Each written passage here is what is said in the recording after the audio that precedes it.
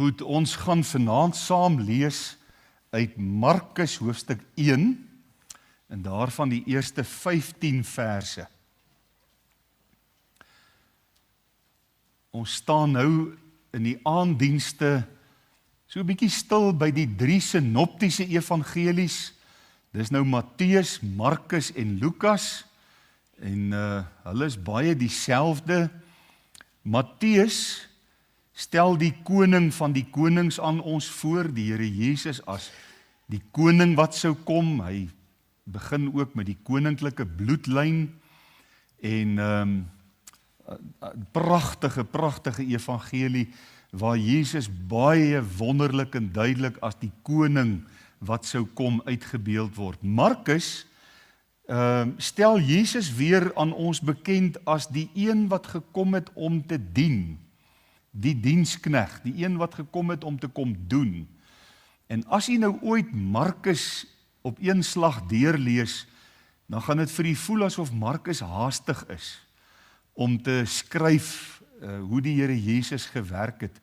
Kort lees jy die woordjie en dadelik het hy gegaan en hy het so gaan maak en dadelik het hy van daar af weggegaan. So jy lees hierdie woordjie en dadelik telkens in Markus se evangelie. Markus het nie 'n geslagsregister nie, hy het nie 'n geboorteverhaal nie, hy val sommer met die deur in die huis en hy begin vertel hoe Jesus gekom het om ons te kom dien. Lukas beskryf hom aan ons as die seun van die mens, die seun van die mensdom. Met ander woorde, as jy Lukas lees, dan word Jesus aan ons bekend gestel as die een, die volmaakte mens. Want hy is God wat mens geword het. So in Lukas sal jy baie oor sy mensheid en al hierdie tipe dinge lees. En as jy dan by Johannes kom, wat natuurlik 'n uitstaande, unieke evangelie is, dan hou Johannes ons, of stel hy Jesus aan ons voor as die seun van God, of God self. Hy begin met hierdie aangrypende woorde, in die begin was die woord en die woord was by God en die woord was God. So vir die volgende klompie maande gaan ons by Matteus, Markus en Lukas stil staan onder die tema, wat leer ons by Jesus? Ons gaan na 'n stuk of 16, 17 onderwerpe kyk. Wat leer ons by Jesus? En as ons daarmee klaar is, en ek kan so ver onthou, dan gaan ons 'n bietjie by Johannes stil staan vir 'n tyd. En dan gaan ons na die ander perspektief uit die Johannes evangelie kyk. So ons lees dan nou vanaand Markus 1 vers 1 tot 15. Die begin van die evangelie, blye boodskap van Jesus Christus, die seun van God. Soos geskrywe is in die profete, kyk, ek stuur my boodskapper voor u aangesig, wat u pad voor u uit sal regmaak. Die stem van een wat roep in die woestyn, berei die weg van die Here, maak sy paaie reguit. Kyk net hoe vinnig kom Markus sommer by die prediking van Johannes die Doper uit. Hy's haastig, hy wil dadelik vertel wat het gebeur. Johannes het gekom en was besig om in die woestyn te doop en die doop van bekering tot vergifnis van sondes te verkondig. En die hele Joodse land en die inwoners van Jerusalem het uitgegaan na hom toe en almal is deur hom gedoop in die Jordaanrivier met belydenis van hulle sondes. En Johannes was gekleed met kameelhare en 'n leergord om sy heupe en hy het sprinkane en wilde heuning geëet. En hy het gespreek en gesê, hy wat sterker is as ek, kom na my, en ek is nie waardig om neer te buk en sy skoenriem los te maak nie. Ek het julle wel met water gedoop, maar hy sal julle doop met die Heilige Gees. En in daardie dae het Jesus van Nasaret in Galilea gekom en is deur Johannes in die Jordaan gedoop. En dadelik toe hy opklim uit die water, sien hy die hemele skeur en die Gees soos 'n duif op hom neerdaal en daar het 'n stem uit die hemele gekom, u is my geliefde seun in wie ek 'n welbehae het. Hier's dit. En dadelik het die Gees hom uitgedryf in die woestyn. En hy was daar in die woestyn 40 dae lank, terwyl hy deur die Satan versoek is, en hy was saam met die wilde diere, en die engele het hom gedien. En nadat Johannes oorgelewer was, het Jesus in Galilea gekom, en die evangelie van die koninkryk van God verkondig en gesê, die tyd is vervul, en die koninkryk van God het naby gekom, bekeer julle, en glo die evangelie. Ons gaan net tot daar saam lees uit die kosbare woord van die Here. Ons bly net so sit, dan bid ons net asseblief 'n oombliekie saam. Ons dierbare hemelse Vader, dankie dat ons met die Bybel oop voor ons kan sit, en dankie dat ons hier uit Markus 1 'n paar verse vanaand kon saam lees. En ja Here, ons is opgewonde om ook hierdie gedeelte vanaand te ondersoek en eintlik so 'n bietjie deur die 3 evangelies te werk en te blaai en te kyk wat het U ons oor hierdie onderwerp van die koninkryk kom leer. Here Jesus, ons wil bid dat U vanaand by ons elke een sal kom stil staan. Mag hierdie boodskap nie maar net vir ons interessanthede oor die koninkryk van God wees nie, maar mag dit ons aanvuur om soos U daar in Matteus 6 vers 33 vir ons geleer het, die koninkryk van God te soek, in U geregtigheid te soek, met ons hele wese, en dat die koninkryk vir ons 'n lewende begrip sal word, en dat U in hierdie aand en volgende week, want ons gaan nie vanaand in een boodskap alles kan sê nie, ons gaan dit so in 2 weke gaan ons dit behandel, die gedagte, wat leer ons by Jesus oor die koninkryk. Vader, dat U dit so in ons harte sal kom inbrand, en elke een van ons, hier in die kerkgebou, en hulle wat ingeskakel is op die YouTube kanaal, dat U in ons 'n sterk brandende koninkryksvisie en koninkryksverwagting sal kom skep. En dat ons sal beywer vir die uitbreiding van U koninkryk. Baie dankie Here dat ons dit kan bid in die kosbare en wonderlike naam van ons Here Jesus. Amen. So ons tema is dan nou vanaand, wat leer Jesus ons oor die koninkryk van God? Wie van u het vanmôre gesien dat koninkryk verkeerd gespel was in die advertensie? Almal wat ingestel is op spelling. Kan julle glo, toe ek die ding maak, sien ek dat ek dit verkeerd spel, en ek weet hy gaan dit verkeerd maak, en toe hy hom maak, toe sien ek nie daai ekstra i nie. En toe kom sê iemand gelukkig vir my, so ek kon dit daarom gaan regmaak. Wat leer Jesus ons oor die koninkryk van God? Nou, as u die woord koninkryk hoor, waaraan dink u? Dink aan 'n koning. Jy dink aan 'n paleis.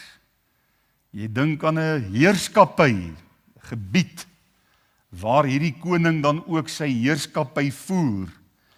En so het ons dan 'n begrip van wat, as ons oor 'n koninkryk praat, dan het ons hierdie begrip van wat is 'n koninkryk. En ek wil amper sê genadiglik is die koninkryke wat vroeër bestaan het vandag net seremonieel.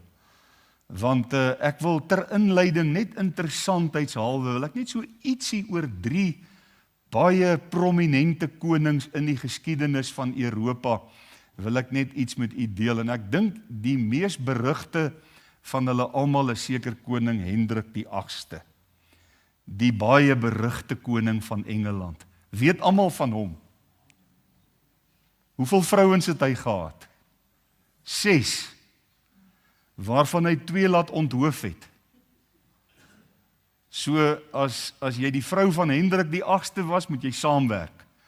Anders het jy moeilikheid, né? Genadiglik werk dit nie meer vandag so nie. Hierdie koning was ook verantwoordelik vir Engeland se breuk met die Romeinse kerk, die Rooms-Katolieke kerk, en die stigting van die Anglican Church, die Anglikaanse kerk.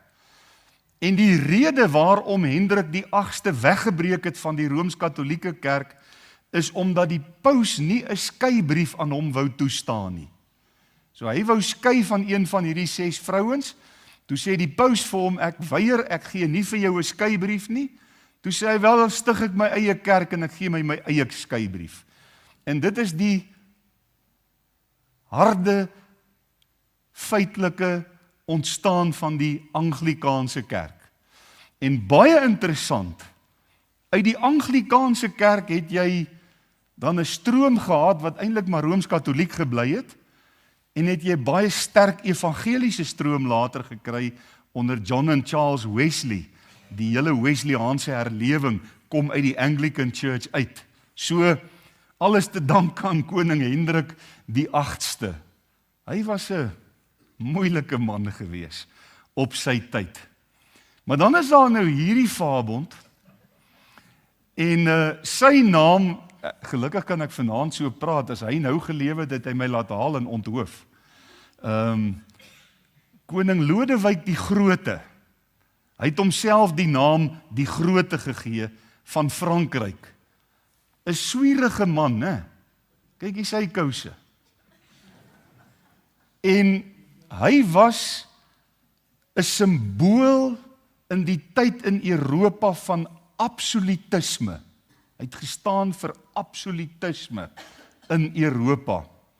Hy noem homself die Sonkoning, of Lodewijk die Grote, King Louis the Great in Engels, van Frankryk. En hy bou die mees luukse paleis in Versailles wat jy nog in jou hele lewe gesien het. Dis die paleis. Nou, julle sal nou onthou met die Franse Revolusie, het hulle die koning en die koningin, sy het mos 'n vreeslike ding gesê toe die mense doodgaan van die honger. Toe kom iemand by haar, toe sê hulle vir haar, die mense gaan dood van die honger, hulle het nie brood nie. Toe maak sy hierdie snedige aanmerking, laat hulle dan koek eet. As hulle nie brood het nie, waar kry hulle koek? Nou ja, uiteindelik het hulle toe met geweld uit hierdie paleis uitgeruk. Hulle op die Stadsplein in Parys is die koning en die koningin dan nou onthoof. Nee, ons ken die geskiedenis. Kyk hoe lyk daai paleis binne-in. Dis ongelooflik. En dan was daar ook koning Karel die Grote, en snaaks, hulle hou van die titel die Grote. Sy naam was ook Charlemagne. Ek weet nie of julle al van Charlemagne gehoor het nie. As jy nou daar op die Rynrivier vaar, by wat is die dorp nou? Nou het ek die dorp se naam vergeet verby. Dan's daar 'n kasteeltjie wat hy gebou het, waar hy op 'n stadium ook in gebly het. Hy was die koning van die Lombarde, en hy was verantwoordelik vir die vereniging van Europa. Groot dele van Europa het onder hom verenig en een geword. En hy het ook die fondasie gelê van die latere moderne Franse en Duitse monargieë, die koninkryke. Kom ons beweeg asseblief weg van hierdie ouens af. Hierdie, ek sê dit nou met huiwering, groot konings, het soos reuse op die verhoog van die mensdom se geskiedenis te kere gegaan. Ek het my woorde nou probeer goed kies. Maar as jy nou mooi na hulle almal gaan kyk, het hulle absolute voete van klei gehad.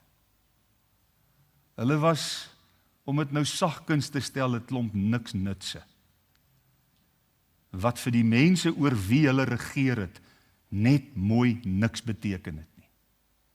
Met 'n eystervuis, geweldige mag gehad, alleenheersers, maar feilbare, sondige mense met voete van klei, wat vir die mensdom absoluut niks beteken het nie. Vergewe my dat ek so radikaal klink vanaand, maar dit is maar hoe ek daaroor voel. As ons nou die evangelies bestudeer, dan kom ons in aanraking met 'n ander koninkryk. Die koninkryk van God. En Matteus is lief om daarna te verwys as die koninkryk van die hemele. En u moet nooit dink dat die koninkryk van die hemele en die koninkryk van God twee aparte koninkryke is nie. Dis een en dieselfde koninkryk. En ek wonder of u kan raai hoeveel keer in Matteus, Markus en Lukas lees jy of oor die koninkryk van Matteus gebruik hoofsaaklik die koninkryk van die hemele. Hy gebruik 4 keer die koninkryk van God. Markus praat 8 keer oor die koninkryk van God, glad nie oor die koninkryk van die hemele nie. Lukas praat 32 keer oor die koninkryk van God en niks oor die koninkryk van die hemel nie. Maar net hoe hulle dit nou genoem het. Elkeen is 'n individu op sy eie, maar die koninkryk van die hemele en die koninkryk van God is een en dieselfde begrip. In die 3 evangelies, 82 keer wat ons lees oor die koninkryk van God of die koninkryk van die hemele. Sou u sê dis 'n belangrike onderwerp om te behandel? As daar in die drie evangelies 82 keer melding gemaak word oor hierdie formidabele, pragtige, wonderlike koninkryk? Ja, dit was een van die sentrale werklikhede waarvoor Jesus na die aarde toe gekom het. Sy eerste openbare boodskap, volgens Markus, lees ons dan die woorde, die koninkryk van God het naby gekom. Nou ek gaan nou 'n bietjie kyk, wat beteken dit? Wat beteken dit die koninkryk van God het naby gekom? En as jy nou byvoorbeeld na Matteus kyk, dan, ons gaan nou daarby kom, laat ek net hierdie inleiding klaar maak. Laat 'n mens wonder, wat is hier die koninkryk van God? Want dit is so anders as die 3 konings wat ek nou vir u fotootjies van gewys het. Dis 'n magtige koninkryk, dis 'n wonderlike koninkryk. En 'n mens begin jouself die vraag vra, wat is die verskil tussen die koninkryk en die kerk? Is die koninkryk en die kerk dieselfde ding? Of is dit nie dieselfde ding nie? En dis vrae wat ons graag wil antwoord en wat ons by Jesus wil kom leer oor die koninkryk van God. Is die koninkryk iets wat nou reeds bestaan of gaan dit eers in die toekoms bestaan? Ons gaan kyk of ons daai vraag kan antwoord. En as Jesus dan die koning is van hierdie koninkryk, wat beteken hierdie koninkryk vir u en vir my? In 2026, wat beteken dit vir ons? En ek het so vir myself gesê, ons moet heeltemal wegbly van ons eie idees in hierdie 2 boodskappe, vanaand en volgende Sondag aand. Heeltemal wegbly van ons eie idees oor wat die koninkryk is, want daar's baie idees daar buite. Jy moet maar net YouTube gaan kyk om te sien hoeveel idees is daar. Elke ou het sy eie idee oor wat die koninkryk is. Kom sit maar wees soos Maria, nie Martha nie, ek het blykbaar verlede week verkeerdelik van Martha gepraat. Kom sit maar weer vanaand soos Maria aan die voete van Jesus en ons kom leer by hom, wat is die koninkryk van God? Soos wat ons dit in Matteus, Markus en Lukas vind. En ons gaan 6 vrae vra. Vanaand 3, volgende Sondag aand die ander 3. In die eerste plek wil ons vra, wie regeer? En ek is nou jammer, toe ek nou vanoggend se presentation copy and paste, toe's die animation hoofprevious, so dis hoekom daar nou 2 punte staan. So ignoreer nou punt 2. Dis die volgende vraag waarna ons gaan kyk. Wie regeer? Nou, wat was die heel eerste woorde van Johannes die Doper toe hy sy mond oopmaak om te praat, om te preek? Die heel eerste opgetekende Bybelse woorde van Johannes die Doper. Ons vind dit in Matteus 3 vers 2. Daar staan Johannes die Doper aan die woord, bekeer julle, want die koninkryk van die hemele het naby gekom. Die heel eerste woorde van Johannes die Doper. Onthou, hy's nou die een wat uitgestuur is voor Jesus uit, om die volk te doop met die doop van bekering tot sondes, om die volk voor te berei, om hulle Messias te ontvang. Dit was die doel van Johannes die Doper se doop, en die heel eerste woorde wat hy preek is, bekeer julle, want die koninkryk van die hemele het naby gekom. Dan blaai 'n mens net een hoofstukkie aan na Matteus 4 toe, en dan vind jy die heel eerste woorde van die Here Jesus, nadat hy gedoop is, en die hemel geopen het, en hy versoek is, en hy's terug. Die heel eerste preek wat Jesus preek, Matteus 4 vers 17, staan hierdie woorde, van toe af het Jesus begin om te preek en te sê, wil u raai wat was sy eerste woorde? Bekeer julle, want die koninkryk van die hemele het naby gekom. Presies dieselfde preek as Johannes die Doper. Dit lyk my ons moet as dominees minder bekommerd wees as ons dalk dieselfde preke preek. Want hier is dit, presies dieselfde woorde. Ek sê nie ons moet mekaar kopieer nie, asseblief, dis glad nie wat ek voorpleit nie. Maar ons is altyd so bang, ek sê iets wat iemand anders dalk al klaar gesê het. Dis nie 'n fout nie, dit mag maar, dit gee mense sekerheid. Toe die engel Gabriël aan Maria verskyn om aan haar die boodskap te gee, dat sy 'n seun sal baar, die seun van God sal baar, die Heilige Gees sal oor jou vaardig word. Toe ons lees in Lukas 1 vers 31, sê die engel Gabriël vir Maria, en kyk, jy sal swanger word en 'n seun baar, en jy moet hom Jesus noem. Ons lees dit ook in Matteus. Matteus sê, hoekom moet ons hom Jesus noem? Jesus beteken verlosser, want dit is hy wat sy volk van hulle sonde sal verlos. En Lukas beskryf dit nie. Hy sê, jy moet hom Jesus noem, vers 32. Hy sal groot wees, en die seun van die Allerhoogste genoem word. En die Here God sal aan hom die troon van sy vader Dawid gee. Klink dit vir u na 'n koningskap wat kom? Die Here God sal aan hom die troon van sy vader Dawid gee. Vers 33 is nog steeds Lukas hoofstuk 1. En hy sal koning wees oor die huis van Jakob tot in ewigheid. En aan sy koninkryk sal daar geen einde wees nie. Ek het al so baie gewonder.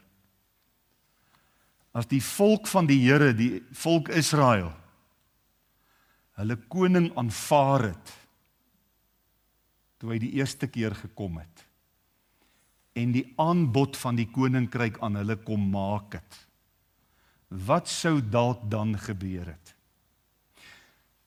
Maar die profete het vooruit gesien, hulle sou hom nie aanvaar nie. En hulle het vir ons alles baie mooi neergeskryf. En daarom kom hy met sy eerste koms as verlosser. Hy kom om te sterf aan die kruis vir elke mens wat 'n sondaar is. En wie sluit dit uit? Wat 'n mens sluit dit uit? Almal is sondaars. So met sy eerste koms het Jesus gekom om te kom soek en te kom red wat verlore was. Verlede Sondag aand se boodskap, wat leer ons by Jesus oor redding? Hier in Markus hoofstuk 1 vers 15 lees ons ook, die tyd is vervul en die koninkryk van God het naby gekom. Dit is hoe Jesus sy prediking begin het. Die koninkryk van God het naby gekom. En met hierdie kragtige aankondiging leer ons waarom die koninkryk naby gekom het. Eenvoudig omdat die koning gekom het. Die koning is gebore. Het jy al opgelet toe Jesus sterf, toe hy kruis toe gaan, en Pilatus sit die opskrif bokant hom, dit is Jesus, nie, hy het gesê hy is die koning van die Jode nie, die koning van die Jode, dis wie hy is. Die koning het gekom, en omdat die koning gekom het die koninkryk naby gekom. En as 'n mens begin dink oor die koninkryk van God, dan gaan dit nie in die eerste plek, soos wat ons met aardse koninkryke sien oor 'n geografiese gebied nie. Want ons weet mos nou, die konings wat vroeër jare, byvoorbeeld in Europa regeer het almal hulle ou plekkie gehad, hulle geografiese land, hulle omgewing waaroor hulle regeer het, of dit nou Groot-Brittanje was, of Duitsland, of Frankryk, of watter een van die koninkryke. En baie interessant, die Europese koningshuise was almal aan mekaar verbind. Ek weet nie hoekom ek dit nou sê nie, maar net sommer vir interessantheid. Almal aan mekaar verbind, almal van Duitse afkoms. Ook die Engelse koning wat vandag op die troon is van Duitse afkoms. Hy het tydens die Eerste Wêreldoorlog sy van verander, dat hulle hom nie moes doodmaak, soos sy neefie, die tsaar van Rusland. Net sommer interessant. So die koninkryk van Jesus gaan nie primêr oor 'n geografiese gebied nie. Dit gaan oor heerskappy. Belangrik om dit vanaand te besef en in te sien en raak te sien. God se heerskappy. Jesus kom as die een deur wie die heerskappy van God, die koningskap van God, die koninkryk van God sigbaar word. Dis hoekom hy sê die koninkryk het naby gekom. Die apostel Paulus skryf jare later, na die evangelies, skryf hy aan sy medeleraar, diensknegt Timoteus, die jonge Timoteus, in 1 Timoteus 6, vers 14 tot 16 die volgende. Hy sê, Timoteus, ek vermaan jou dat jy die gebod onbevlek, onberispelik bewaar, tot by die verskyning van ons Here Jesus Christus. Jy moet hierdie gebod vlekkeloos, onberispelik bewaar tot by die wederkoms, tot Jesus weer verskyn. Wat op sy eie tyd vertoon sal word, deur die salige en enige heerser, die koning van die konings en die Here van die Here. Dis wie die Here Jesus is.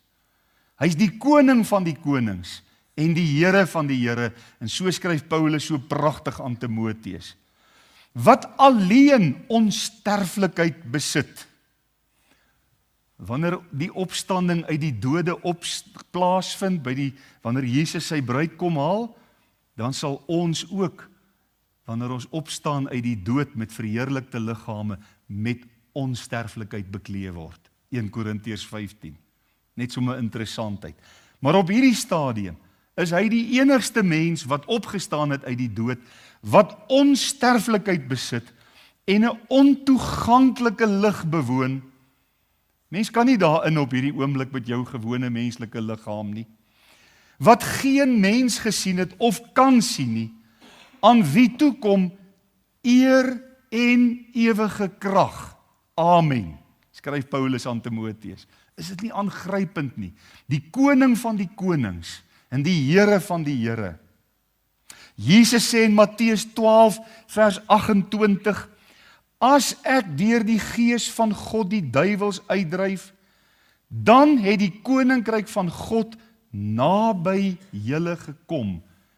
Wie heers oor die demone wat Jesus uitdryf?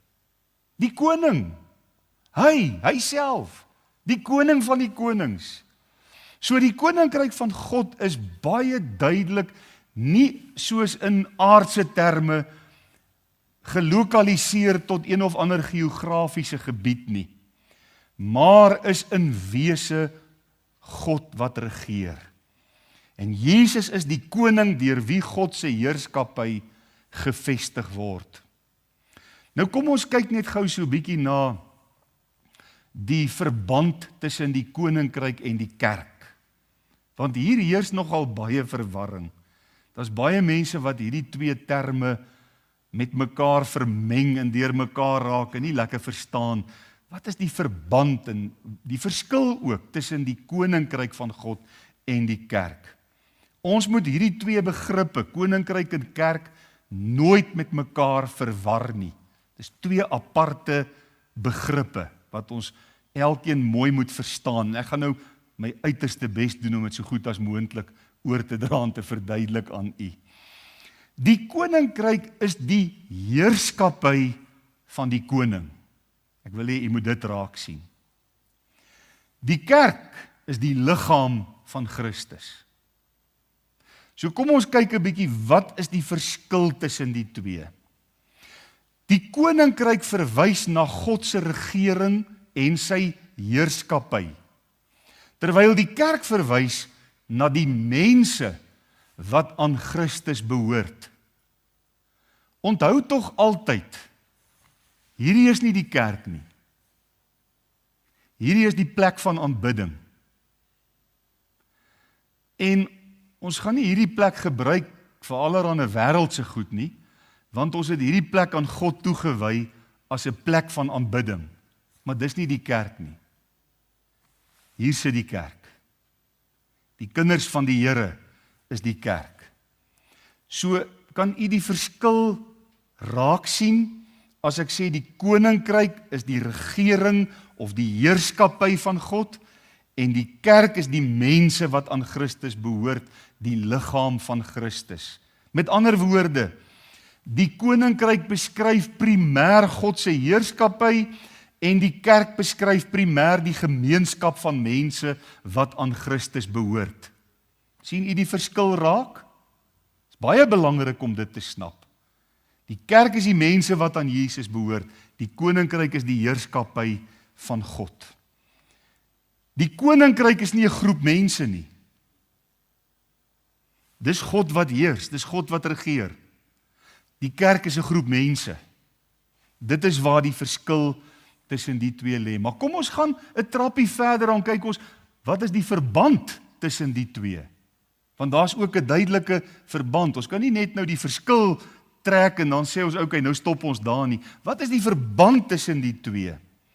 Die verband is dat die kerk die volk van die koning is. Die kerk erken Jesus as die koning van die konings en die Here van die Here. Ons eerbiedig hom as sodanig.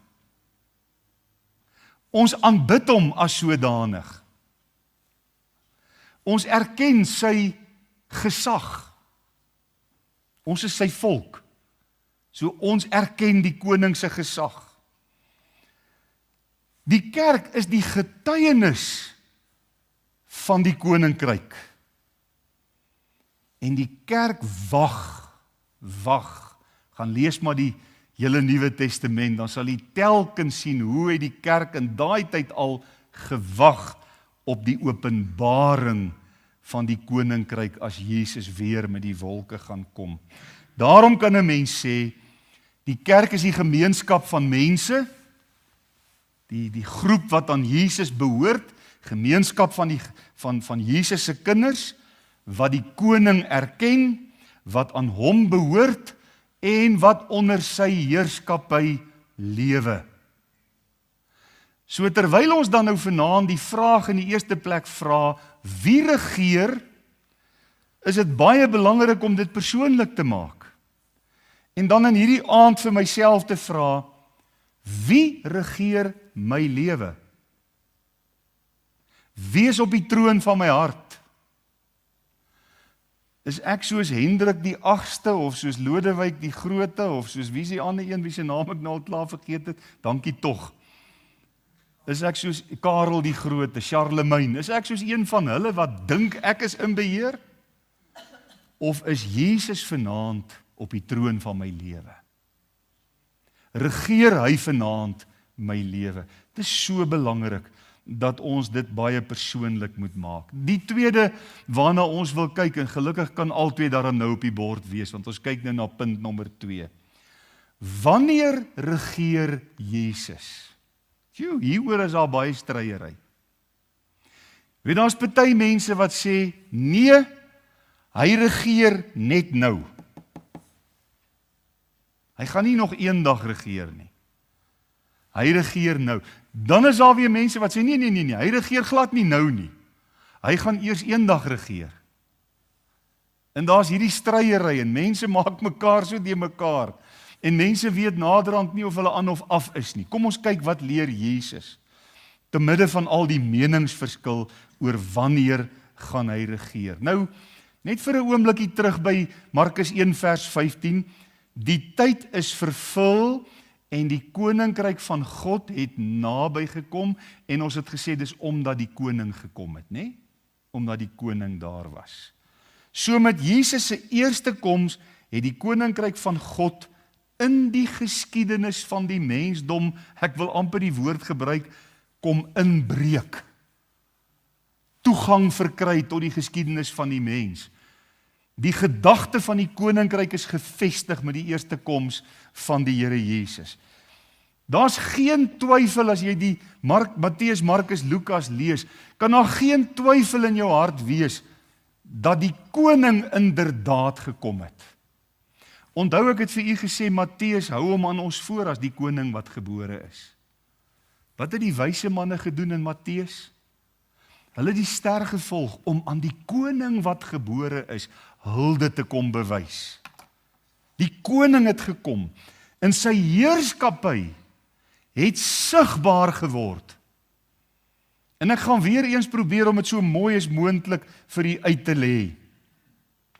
Ek wil weer net vir 'n oombliekie terugkom na Matteus 12 vers 18, waar Jesus het, maar as ek deur die gees van God die duiwels uitdryf, dan het die koninkryk van God naby julle gekom. Die koninkryk is met ander woorde op 'n manier reeds teenwoordig. Ek wil dit benadruk, op 'n manier reeds teenwoordig. Christus is die koning. Hy moet nie nog koning word nie. Hy is aangestel deur God as koning. En ons wat aan hom behoort, leef reeds onder sy volkome heerskappy. Wel, dis veronderstel om so te wees. Ek weet nie of ons dit altyd doen nie. Ek weet nie of ons altyd regtig onderwerp aan sy heerskappy en aan sy wil. Jy weet, in die ou tyd, hy manne wat ek nou prentjies van gewys het, as jy jou nie onderwerp het aan hulle heerskappy nie, groot moeilikheid. Gelukkig is Jesus nie een wat 'n mens, as jy die oomblik as jy in opstand kom, en slaan hy jou onmiddellik dood nie, of hy laat jou onthoof nie. Hy's nie so nie. En ek wil net weer die sinnetjie sê, ons leef reeds onder sy heerskappy, maar, en dis 'n baie belangrike maar wat ek nou hier met u wil deel, baie belangrik, die koninkryk het nog nie in sy volle heerlikheid aangebreek nie. Dit moet nog gebeur. So dit bestaan op 'n manier. Jesus is die koning. Hy heers in sy kerk. Hy heers in die lewens van sy kinders. Maar is baie duidelik dat die wêreld daar buite nie sy heerskappy aanvaar vanaand nie. Dat hulle dit verwerp, dat hulle niks met Jesus te doen wil hê. Het is interessant hoe die wêreld daar buite die naam Jesus haat.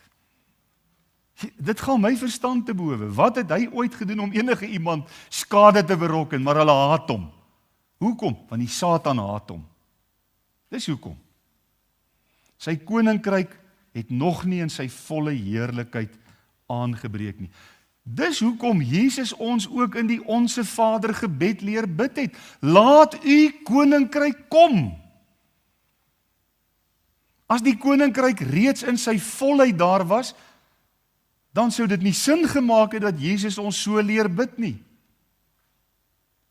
Wat vra ons vir die Here elke keer wanneer ons bid? O Here, laat u koninkryk kom. Dan begeer ons om Jesus hier op die troon te sien van die hele wêreld, waar hy heerskappy oor die hele wêreld gaan voer. Ek wil net sê, die Bybel maak dit baie duidelik.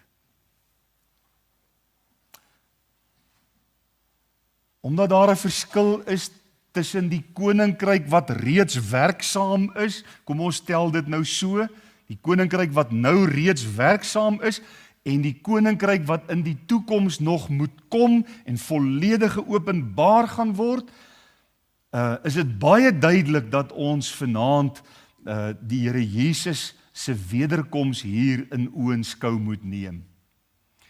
Nou kan jy asseblief u Bybel oopmaak en u kan, as u graag merkies maak en notas maak in die Bybel, of anders in 'n notaboek langsaan, want wat ek nou met u gaan deel is baie belangrik. Ek onthou, my seun het eendag 'n vriend huis toe genooi, en die ouers is in 'n Nederlandse kerk wat geleer het dat die koninkryk van Jesus is nou. Daar gaan nie eendag 'n koninkryk wees nie. Toe sê ek vir die persoon, sal jy omgee as ek net uit die Bybel uit gou vir jou iets lees? En hy sê toe, ja nee, gaan haal jou Bybel, ek wil graag sien. Luister u nou ook aandagtig.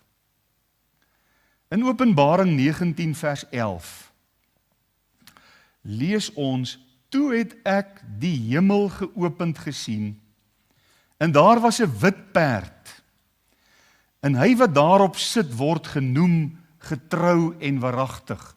En dan word die wederkoms van Jesus aarde toe, soos wat Sagaria 14 dit ook baie mooi beskryf, waar hy met sy voete tot op die Olyfberg kom, en die Olyfberg middeldeur gaan splyt, en hy sy koninkryk op aarde gaan kom oprig, word dit baie mooi beskryf. As jy aanlees, die gebeure rondom die wederkoms word beskryf daar in hoofstuk 19, en jy kom by hoofstuk 20 vers 4, dan staan daar hierdie woorde, en hulle het geleef, en as konings saam met Christus geregeer 1000 jaar lank. So die wederkoms word eers beskryf, en dan word sy koningskap beskryf in Openbaring 19 en Openbaring 20. Jy sê, ja, maar weet jy maak jou eie afleidings, hoe kan ons nou met sekerheid sê? Blaai saam met my terug na Matteus 24. Nou wat vir my hier baie lekker is dat dit is 2 teksverse wat jy baie maklik kan onthou. Want is Matteus 24 vers 31 en dan is dit Matteus 25 vers 31. So dis baie lekker om te onthou. Jy kan dit nie eintlik vergeet nie. Matteus 24 vers 29 en 30, ekskuus, dis 29 en 30 en dan 25 vers 31, so jy moet net aangaan. 29, 30, 31, 24, 25, kry dit net so by mekaar. Matteus 24 vers 29 sê, en dadelik na die verdrukking van daardie dae, is dit toevallig dat Openbaring 6 tot 18 oor die verdrukking gaan, en Openbaring 19 dan die wederkoms beskryf? Dadelik na die verdrukking van daardie dae, sal die son verduister word, en die maan sal sy glans nie gee nie, en die sterre sal van die hemel val, en die kragte van die hemele sal geskud word. Ek wil net sê, dis hoe dit lyk as die koning van die konings terugkom aarde toe. Dit gaan 'n baie groot geleentheid wees, as jy lees wat hier staan. En dan sal die teken van die seun van die mens in die hemel verskyn. En dan sal al die stamme van die aarde rou bedryf, en die seun van die mens sien kom op die wolke van die hemel met groot krag en heerlikheid. Ek dink is duidelik. Dis die groot verdrukking, Openbaring 6 tot 18. En dan is dit die wederkoms, Openbaring 19. En dan blaai ons na hoofstuk 25 vers 31. Dan staan daar hierdie woorde, en wanneer die seun van die mens in sy heerlikheid kom, en die heilige engele saam met hom, dan sal hy op sy heerlike troon sit. Duideliker as dit kan dit nie. So al wat oorbly is, glo ek wat die Bybel sê, of glo ek dit nie? Want hier staan dit uitdruklik, baie, baie duidelik. Ons het met ander woorde twee waarhede oor wanneer die koninkryk van Jesus is, wat ons langs mekaar moet plaas. Op die oomblik van Jesus se tyd af tot waar ons vanaand is die koninkryk reeds werksaam. Die koninkryk word uitgebrei. Ons gaan by die derde punt 'n bietjie daaroor praat. Hy regeer reeds in sy kerk en in sy kinders. En ag, liewe broer en suster, as die Here Jesus nie vanaand in jou hart heers nie, wil jy nie maar van die troon afklim nie. Wil jy nie maar die troon aan hom oorhandig en die scepter in sy hand gee en sê, Here, kom heers asseblief oor my lewe. Kom voer heerskappy, U is die koning, nie ek nie. Maar Christus gaan nog sigbaar in heerlikheid regeer. Ons leef vandag in die tyd waar die koninkryk werksaam is en ons wag op die oomblik wanneer Jesus in heerlikheid geopenbaar gaan word by sy wederkoms. Dit bring ons by die derde en laaste vraag vir vanaand. Hoe werk die koninkryk van God in die tyd waarin ons nou lewe? Want ons het nou by punt 2 mos gesê, die koninkryk is nou werksaam, maar hy kom nog in sy heerlikheid. So nou kom ons by die vraag, hoe werk die koninkryk van God? Nou, die Here Jesus gebruik verskillende gedeeltes om aan ons te leer hoe die koninkryk van God werk. Een van die mees uitstaande gedeeltes is seker Markus 4 vers 26 tot 29. Ek sê weer Markus 4 vers 26 tot 29. Ons lees. En hy het gesê, so is die koninkryk van God, soos wanneer 'n mens die saad in die grond gooi. Wie van julle is boere? Wie weet van saai en plant en blommetjies, saadjies in die grond sit en dan môreoggend dan kom jy daar, dan is daar niks. Sê, oh my goodness, gaan die saadjies opkom. Ek het nie groen vingers nie. Of wat dit ook al mag wees. Wanneer 'n mens saad in die grond gooi. Nou praat hy van die boer in vers 27. En hy gaan, hy's nes ons. En hy gaan slaap. En hy staan op, nag en dag. En die saad spruit uit en word groot. Hoe? Weet hy self nie. Die boer het nie 'n idee wat is daar aan die gang nie. Nou ja, die wetenskaplikes het nou al baie eksperimente gedoen en saadjies ontleed en hulle het nou allerlei mooi name vir dit. Ek wil nie sê hulle weet nie wat aangaan nie, ek dink hulle weet redelik wat aangaan. Maar in die Bybelse tyd het die boer daai mieliepit in die grond gesit in geloof en dan het hy dit nat gemaak en dan het hy die verwagting in sy hart gehad. Een of ander tyd dan gaan daar 'n kraakie in die grond wees en dan gaan daar 'n groen spruitjie daar opkom en dit gaan 'n mielieplant wees. Nie 'n perskeboom nie, 'n mielieplant, want hy het 'n mieliepit geplant. En dan kom hy plant op en hy kry mieliestronke aan en die boer is in verwondering. Hoe weet hy self nie? Want van self bring die aarde die vrug voort. Eers 'n halm, dan 'n aar, dan die volle koring in die aar. En wanneer die vrugte toelaat, steek hy die sekel dadelik in, omdat die oes daar is. So is die koninkryk van God. Soos daardie saad wat in die grond geplant word. Die boer sit die plant of die saadjie in die grond en daar gebeur iets. Watter aandele die boer in dit wat daar onder die grond gebeur? Niks. Niks. Zero. Hy het net saad in die hande gekry en hy het dit geplant. En nou moet hy dit nat maak en hy moet wag. Hy het absoluut niks te doen met wat daar onder die grond gebeur nie. En so leer ons in terme van hoe werk die koninkryk van God. God self is aan die werk in sy koninkryk. Ons kan die saad saai en ons moet die saad saai. Dan moet môre aand 'n uitreik wees.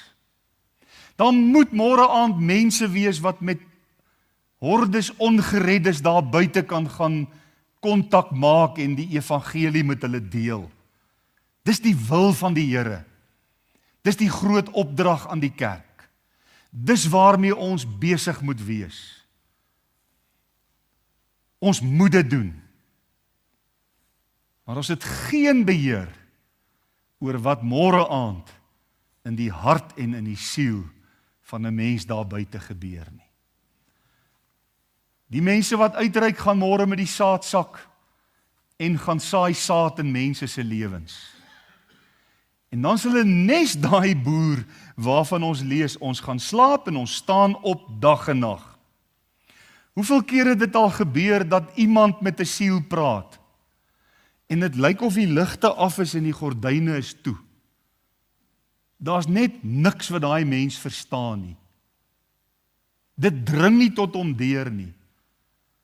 Jy praat met hom, jy bring die evangelie in hom, jy verduidelik vir hom dat hy 'n sondaar is en dat Jesus vir hom gesterf het en dat hy deur geloof in Christus die ewige lewe kan ontvang, maar die ligte is net heeltemal af.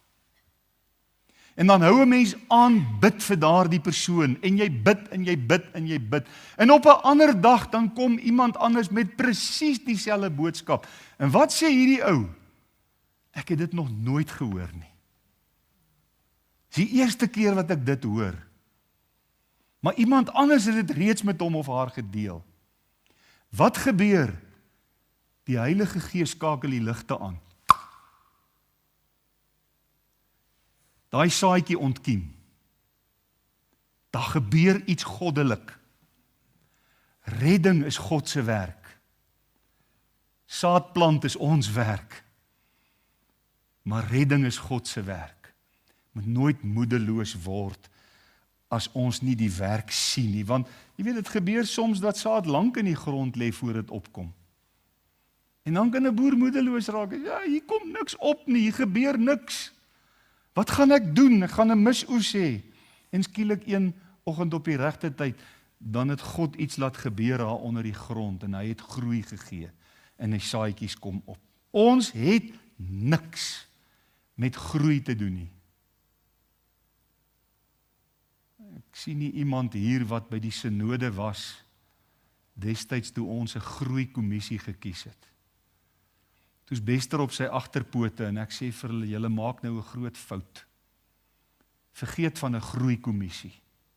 Dis God wat laat groei. Kies 'n getrouheidskommissie.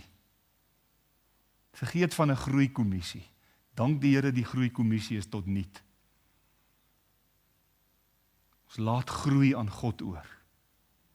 Dis sy werk. Ons verkondig die evangelie, ons bid, ons getuig, ons leer, ons plant, ons maak nat, maar God alleen laat groei. Dit is hoe die evangelie of die koninkryk werk. God brei die koninkryk uit.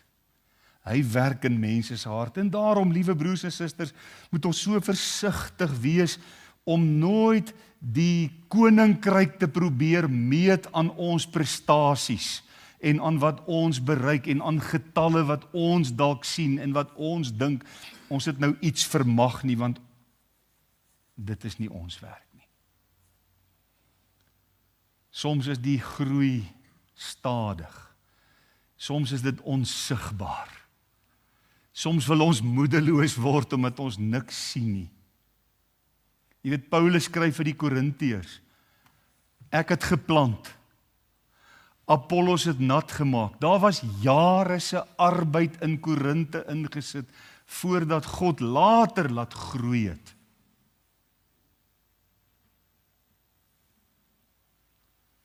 Mag die Here vir ons groot geduld gee in hierdie saak. want die saad sal uitspruit. En dit sal ontkiem, en dit sal opkom, en dit sal vrug dra, al weet ons nie hoe nie. Los dit vir die Here. Maar dit beteken nie ons moet passief wees nie. Beteken nie ons kan nou maar lazy boy Christene word en sê, ag, dis die Here wat laat groei. Kom, laat die Here nou maar laat groei. Want as ons nie werk nie, as ons nie arbei nie, as ons nie getuig nie, hoe gaan hulle weet? Waar gaan die saad vandaan kom? Die engele gaan nie die saad saai nie.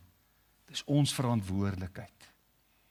Ons moet erken en raak sien dat dit God se werk is.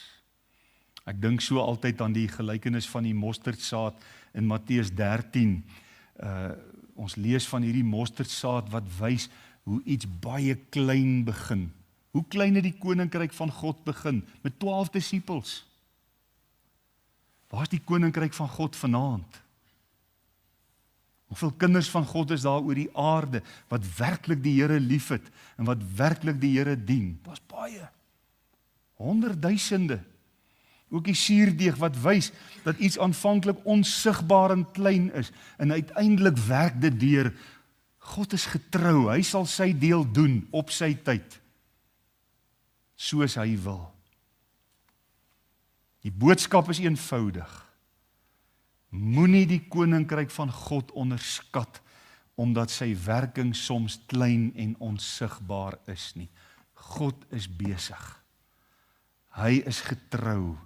Die eindresultaat sal baie groot wees. Mag die Here ons vanaand help, wanneer ons deel is van die koninkryk van God, dat ons werklike koninkryksvisie sal hê, dat ons alles in die stryd sal werp om die koninkryk uit te brei, getrou sal wees in wat ons geroep is om te doen. En mag die Here hierdie 3 gedagtes, wie regeer? Die Here Jesus. Wanneer regeer hy? Sy koninkryk is nou reeds werksaam, maar dit kom in volle openbaring wanneer sy wederkoms plaasvind. En hoe werk dit? Onsigbaar. Hy laat groei. Kom ons wees getrou aan die Here. Amen. Hemelse Vader, baie dankie dat ons in hierdie aand maar net na U toe kan kom en dankie dat ons deel van U koninkryk, van U heerskappy kan wees as kerk van Jesus. Dat ons vanaand ook kon leer, die kerk en die koninkryk is 2 verskillende dinge. Die koninkryk wys op U heerskappy.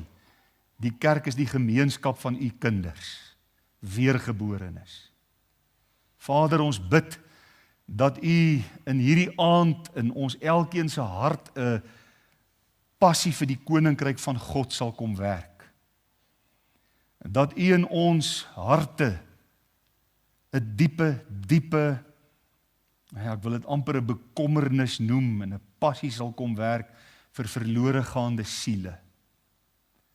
U het aan ons die saad van die evangelie toevertrou en ons het skure en skure vol van hierdie saad, in oorvloed. Dis in ons midde, dis tot ons beskikking.